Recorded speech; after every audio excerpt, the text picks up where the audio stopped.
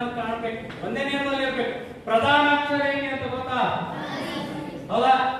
ಊರ್ವಾಲೆ ಇರ್ತದೆ, ಯಾವ ಇರ್ತದೆ, ಪಿಲ್ಲೆ ಇರ್ತದೆ, ಒಂದೇ ರೇಖೆ ಮೇಲೆ ಇರುತ್ತೆ. ಹೌದಾ? ಆ ರೀತಿ ಪಟ್ಟಿರಿ.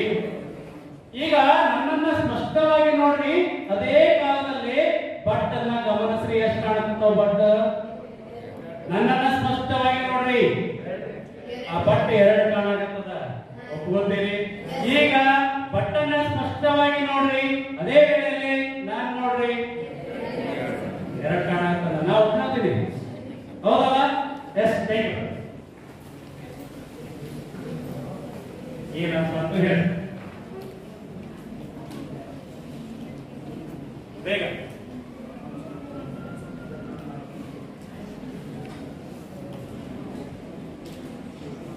ಏನರ್ಥ ಆಯ್ತು? ನೀವು ಅಭ್ಯಾಸ ಕೂತಾಗ, ಶಾಲೆಯಲ್ಲಿ ಇದ್ದಾಗ ಶಿಕ್ಷಕರು ಹೇಳ್ತಾ ಇರ್ತಾರೆ, ಹೌದಾ? ನೀವು ಅಲ್ಲೇ ಪಿಸಿ ಮಾತು ಹೇಳಿದ್ರಿ ಅಂದ್ರೆ ಲಕ್ಷ್ಯ ಅಲ್ಲೋಯ್ತಪ್ಪ ಅಂದ್ರೆ ಸರ್ ಹೇಳೋದು ಅಸ್ಪಷ್ಟ ಆಗತ್ತ, ಏನು ಗೊತ್ತಾಗೋದಿಲ್ಲ. ಬಟ್ ನನ್ನ ಲಕ್ಷ್ಯ ಕೊಟ್ಟಾಗ ಬಟ್ ಅಸ್ಪಷ್ಟ ಇತ್ತು, ಹೌದಾ? ಸರ್ ಕಡೆ ಗಮನ ಕೊಟ್ರಿ ಅಂದ್ರೆ ಸ್ಪಷ್ಟವಾಗಿ ಅವ್ರು ಹೇಳಿದ ಅರ್ಥ ಆಗತ್ತ.